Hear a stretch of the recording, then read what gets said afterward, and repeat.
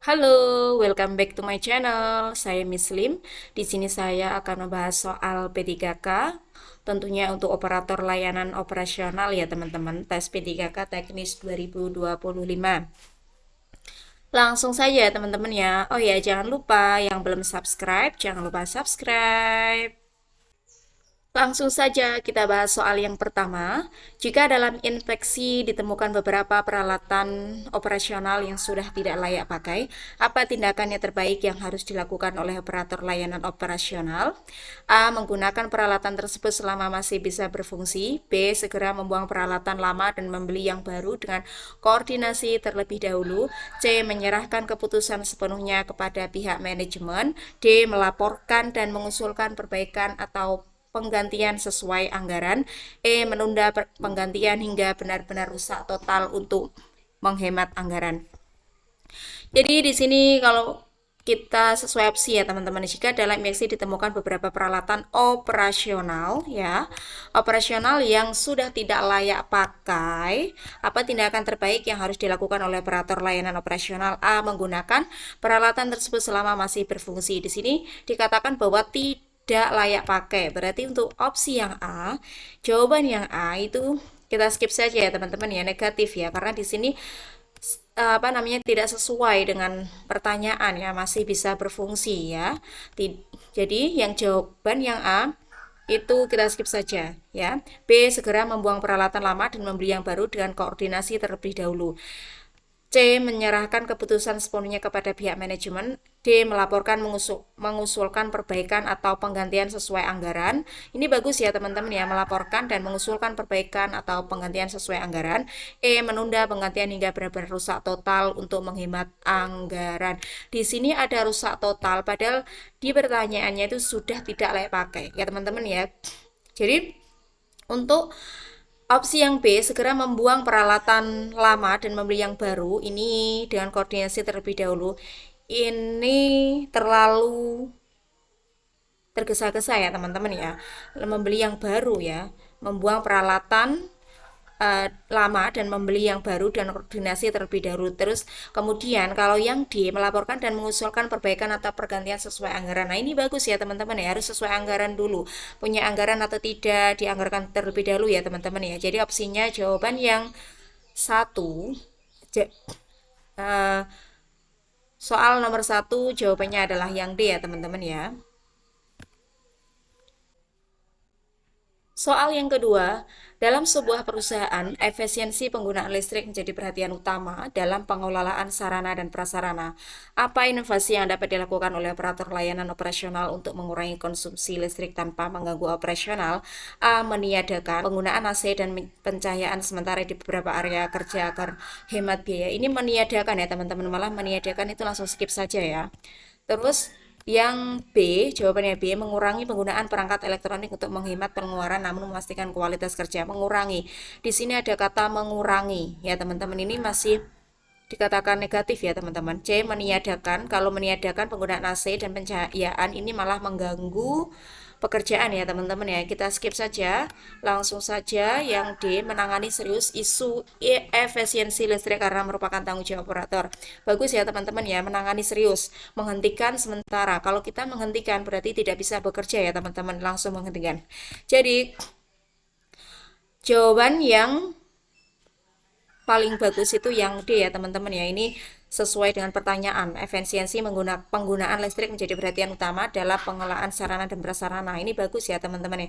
Menangani serius ya. Jadi jawabannya adalah yang D. Kita lanjut soal yang ketiga. Sebuah perusahaan mengalami keterbatasan ruang kerja akibat peningkatan jumlah karyawan. Sebagai operator layanan operasional, bagaimana cara paling efektif dalam mengelola sarana dan prasarana kantor? A. Tidak masalah dan bekerja seperti biasa karena keterbatasan ruang tidak menghemat kinerja. Tidak masalah bekerja seperti biasa. Padahal di sini di pertanyaannya, akibat peningkatan jumlah karyawan, Ya, di sini sebagai operator layanan operasional, bagaimana cara paling efektif ya teman-teman ya, mengalami keterbatasan ruang kerja ya. Jadi untuk opsi yang A ini tidak ya teman-teman ya, karena di sini tidak masalah, berarti tidak memikirkannya ya teman-teman ya. B, meminta karyawan untuk bekerja bergantian untuk meminimalisir gangguan. Ini kurang bagus ya teman-teman ya. Padahal ada apa mengalami keterbatasan ruang kerja ya, karyawannya dipaksa untuk bekerja secara bergantian, itu tidak bagus ya teman-teman ya. Yang C, mengurangi jumlah meja dan kursi agar ruang tampak lebih luas. Di sini ada mengurangi jumlah meja kursi agar ruang tampak lebih luas, ini malah tidak efektif ya teman-teman ya, karena malah tidak jadi bekerja ya teman-teman. Terus untuk yang D, mengusulkan pengaturan ulang tata letak ruang kerja agar lebih efisien. Bagus ya teman-teman ya di sini. Ini jawaban paling bagus dari jawaban A, B, C. Ya, untuk yang E, memindahkan sebagian karyawan lokasi lain dan berkoordinasi dengan atasan, ini kurang bagus ya teman-teman ya, karena memindahkan jadi tidak satu tempat ya, ini kurang efektif ya teman-teman ya. Jadi jawabannya adalah yang D. Langsung saja soal keempat. Dalam pengelolaan sarana prasarana, apa faktor utama yang harus dipertimbangkan agar layanan operasional tetap berjalan optimal ya? A, mengutamakan estetika namun tetap memperhatikan fungsi sarana dan prasarana, mengalokasikan anggaran sebesar-besarnya untuk peralatan baru yang canggih. C, menunda perbaikan. Kalau di sini ada menunda itu sudah salah ya teman-teman ya. Karena di sini itu apa itu namanya? Agar tetap berjalan optimal ya teman-teman ya, memastikan pemeliharaan rutin. Langsung saja yang D, memastikan pemeliharaan rutin dan optimalisasi sarana yang sudah ada. Yang sudah ada itu berarti tidak ada yang baru ya teman-teman ya, karena di sini yang sudah ada. Terus hanya fokus pengadaan barang baru dengan mempertimbangkan efisien penggunaan. Jadi di sini kurang bagus ya teman-teman untuk jawaban yang hanya fokus ya pada pengadaan barang baru ya. Jadi terus habis untuk yang jawabannya adalah eh, untuk yang B, mengalokasikan anggaran sebesar-besarnya. Ini kalau ada anggaran sebesar-besarnya, kalau ada anggaran sebesar-besarnya ini kemungkinan tidak ya teman-teman, karena di apa itu namanya, pengelolaan sarana dan prasarana itu punya anggaran atau tidak, kita tidak bisa mengalokasikan anggaran sebesar-besarnya ini hanya untuk apa, peralatan baru yang canggih, ini tidak ya teman-teman ya. Habis itu yang A, mengutamakan estetika namun tetap memperhatikan fungsi sarana dan prasarana.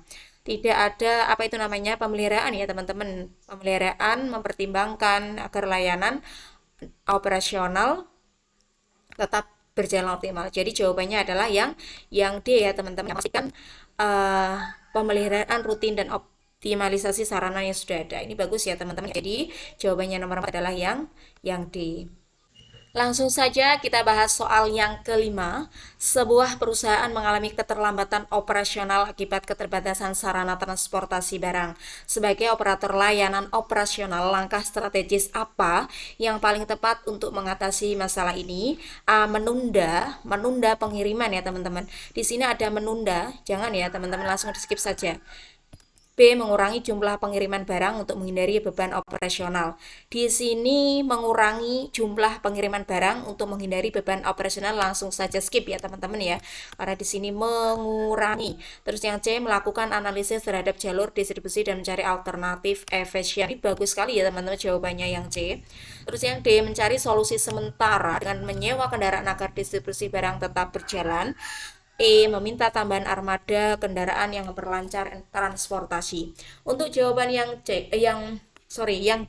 mencari solusi, itu bagus ya teman-teman. Sementara tapi ya, tidak melakukan analisis seperti jawaban yang C. E, meminta tambahan armada kendaraan untuk memperlancar transportasi. Ini kalau meminta tambahan armada baru itu kemungkinan tidak secara langsung ya teman-teman ya. Pasti butuh anggaran dan sebagainya, butuh koordinasi, butuh pertimbangan ya teman-teman ya. Jadi jawabannya adalah yang C ya teman-teman, yang melakukan analisis terhadap jalur distribusi dan mencari alternatif efisien ya. Jadi jawabannya yang C. Kita lanjut soal yang keenam. Dalam tugasnya, seorang operator layanan operasional sering berhubungan dengan berbagai departemen. Mengapa koordinasi antara tim sangat penting? A. Agar bisa mengontrol semua pekerjaan yang dilakukan tim lain. B. Untuk memastikan informasi yang akurat dan kelancaran proses operasional. C. Agar dapat membagikan tugas sulit kepada semua tim dan selesai sesuai deadline. D. Untuk menghindari kesalahpahaman komunikasi dalam bekerja. E. Supaya operator tidak perlu bertanggung jawab sendiri atas kesalahan yang terjadi. Jadi di sini jawabannya adalah yang mana teman-teman? Karena di sini adalah tugas seorang operator layanan operasional sering berhubungan dengan berbagai departemen. Nah, ini kenapa teman-teman? Mengapa koordinasi antar tim sangat penting? Karena apa teman-teman? Untuk memastikan informasi yang akurat dan kelancaran proses operasional. Ini ya teman-teman, yang opsi yang B ini bagus sekali, jawabannya sesuai dengan pertanyaannya ya. Kalau yang A, agar bisa mengontrol semua pekerjaan yang dilakukan oleh tim lain, berarti melihat kesalahan ya teman-teman ya. Ini tidak bagus, langsung skip saja ya teman-teman opsi yang A. Untuk yang C, agar dapat membagikan tugas sulit. Nah, ini malah mempersulit ya teman-teman, malah memberikan tugas sulit ya teman-teman. Ini kurang bagus ya. Untuk yang opsi D, untuk menghindari kesalahpahaman komunikasi dalam bekerja, ini lebih bagus daripada jawaban yang C ya. Terus kemudian yang E, supaya operator tidak perlu bertanggung jawab. Tidak perlu bertanggung jawab, ini kurang bagus ya teman-teman ya. Sangat kurang bagus ya. Untuk jawaban yang E, karena di sini tidak ada tanggung jawabnya ya. Jadi jawaban yang paling tepat adalah jawaban yang B ya teman-teman ya, untuk soal yang keenam.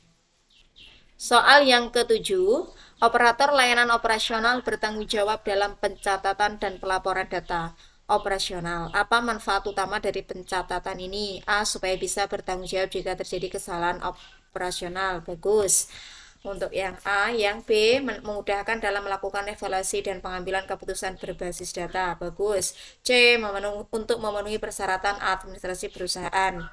Ini hanya untuk memenuhi ya teman-teman ya, untuk memenuhi persyaratan. Kurang bagus ya teman-teman ya, skip saja.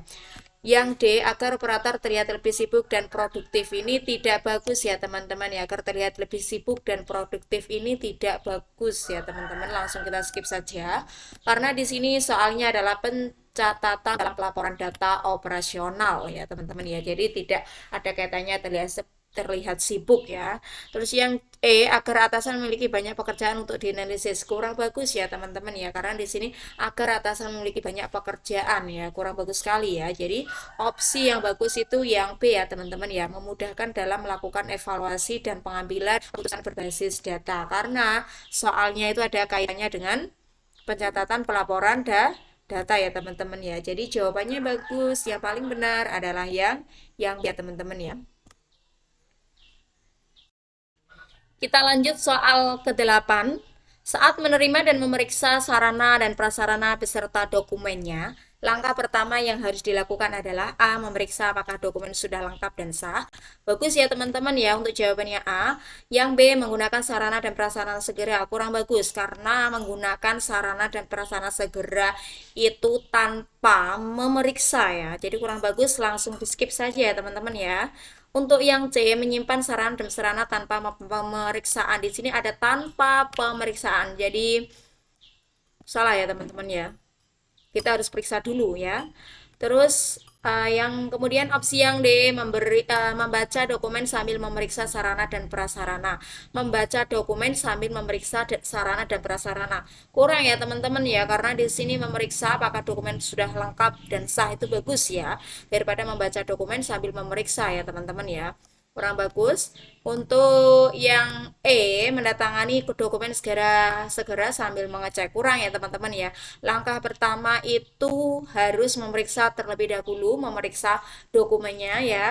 Jadi kalau langsung ditandatangani ini kurang bagus ya teman-teman ya. Kurang bagus ya untuk yang jawaban yang E. Jadi jawaban yang paling benar adalah jawaban yang A ya teman-teman ya, memeriksa dulu, terus kemudian kalau sudah lengkap dan sah baru ditandatangani ya teman-teman ya. Itu untuk jawaban yang A ya, jawaban yang paling benar adalah yang A ya teman-teman. Lanjut soal yang ke-9. Langkah yang benar dalam mendistribusikan sarana dan prasarana ke unit terkait adalah A. Mengirimkan dan memastikan melakukan pencatatan. B. Mendistribusikan dengan memeriksa kebutuhan unit. C. Mengabadikan prosedur pendistribusian sebagai dokumentasi. D. Mendistribusikan berdasarkan kebutuhan dan memverifikasi dengan unit terkait. Menggunakan sarana dan prasarana secara bersamaan. Jadi di sini adalah langkah yang benar ya teman-teman ya, dalam mendistribusikan sarana dan prasarana ke unit terkait ya. Berarti apa teman-teman? Kalau yang A, mengirimkan dan memastikan melakukan pencatatan ya. Mengirimkan ini langsung mengirimkan ini kurang bagus ya teman-teman ya. Langsung skip saja. Untuk yang B, mendistribusikan dengan memeriksa kebutuhan unit, ini bagus ya teman-teman ya. Untuk yang C, mengabadikan prosedur pendistribusian sebagai dokumentasi. Mengabadikan ya teman-teman. Mengabadikan itu kurang bagus ya teman-teman ya. Terus yang D, mendistribusikan berdasarkan kebutuhan dan memverifikasi dengan unit terkait. Bagus ya teman-teman ya. Ini mendistribusikan ya berdasarkan kebutuhan dan memverifikasi dengan unit terkait. Bagus. Menggunakan sarana dan prasarana secara bersamaan. Kurang bagus ya teman-teman untuk yang opsi yang E. Terus kemudian jawaban yang benar itu yang B. Pilihan jawaban yang benar itu yang B ya teman-teman, yang B dan yang D. Yang paling benar adalah yang D ya teman-teman, yang mendistribusikan berdasarkan kebutuhan dan memverifikasi dengan unit terkait. Itu bagus ya teman-teman ya, sesuai dengan kebutuhan. Jadi jawaban yang nomor 9 adalah yang D ya teman-teman. Lanjut soal yang ke-10, apa perlu dilakukan saat mengecek kondisi sarana dan prasarana di lingkungan kantor? A. Tidak membiarkan sarana rusak dengan melakukan perbaikan mandiri. B. Mengutamakan sarana yang baru dibanding sarana yang sudah lama. C. Memeriksa kondisi fisik dan kelengkapan sarana serta prasarana. D. Menyimpan sarana dengan baik dan memeriksa kelengkapannya. Menggunakan sarana dan prasarana yang tersedia dengan optimal. Berarti apa teman-teman? Ini jawabannya adalah apa yang dilakukan saat mengecek ya teman-teman. Mengecek kondisi sarana dan prasarana di lingkungan kantor ya. Tidak membiarkan sarana rusak dan melakukan perbaikan mandiri. Bagus ya. B. Mengutamakan sarana yang baru dibanding sarana yang lama. Salah ya teman-teman ya. Jadi kalau ada sarana-sarana yang lama dibiarkan, lebih mengutamakan yang baru, itu jangan ya teman-teman ya. Untuk yang C, memeriksa kondisi fisik dan kelengkapan sarana serta prasarana. Bagus ya teman-teman. D. Menyimpan sarana dengan baik dan memeriksa kelengkapannya. Bagus ya. Jadi untuk yang E, menggunakan sarana dan prasarana yang tersedia dengan optimal. Ini bagus ya teman-teman ya. Jadi jawabannya paling bagus adalah yang, karena di sini mengecek ya teman-teman. Berarti apa? Mengecek kondisi fisik dan kelengkapan sarana serta prasarana ya teman-teman ya. Berarti jawabannya yang paling tepat adalah yang C ya teman-teman, memeriksa kondisi fisik ya dan kelengkapan sarana serta prasarana. Jadi untuk jawaban yang nomor 10 itu jawaban yang paling tepat adalah yang C ya teman-teman ya.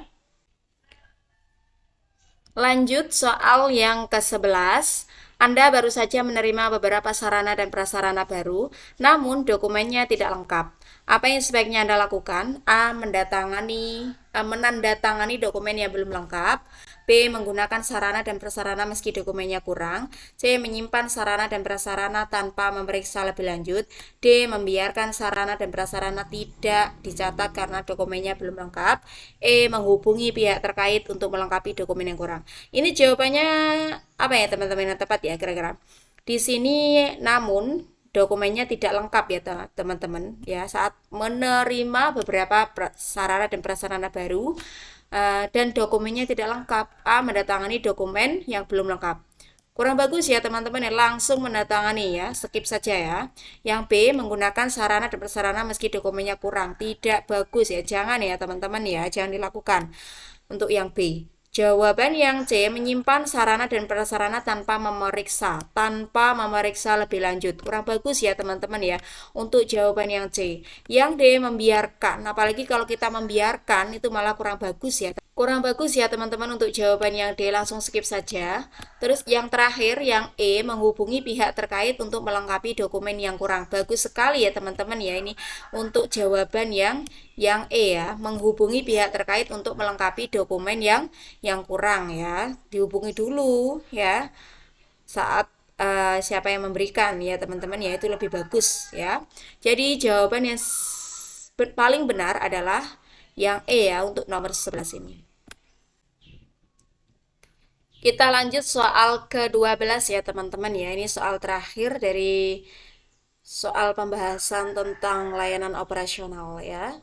Langsung saja, setelah melakukan evaluasi layanan operasional, Anda menemukan beberapa perbaikan yang perlu dilakukan untuk meningkatkan efisiensi. Apa yang harus Anda lakukan setelah menemukan masalah? A. Memberi sanksi tanpa memberi solusi perbaikan. Salah ya teman-teman ya, memberi sanksi tanpa memberikan solusi. Kurang bagus ya teman-teman ya, langsung skip saja. Yang B, menghentikan layanan operasional. Menghentikan langsung, ini kurang bagus ya teman-teman ya, kurang bagus. Yang C, membuat rekomendasi perbaikan dan mendiskusikannya dengan, untuk yang C, membuat rekomendasi perbaikan dan mendiskusikannya dengan pihak terkait. Bagus ya teman-teman ya, mendiskusikannya dulu, berdiskusi dulu ya, itu bagus sekali ya teman-teman jawaban yang C. Terus yang D, mengabaikan. Wah, kalau ada mengabaikan di sini berarti langsung kita skip saja, jangan ya teman-teman ya. Untuk yang E, membiarkan, apalagi membiarkan masalah, ini kurang bagus ya teman-teman untuk jawaban yang E ya. Langsung skip saja. Jadi jawaban yang paling tepat nomor 12 adalah yang C ya teman-teman. Ini. Oke, thank you for watching.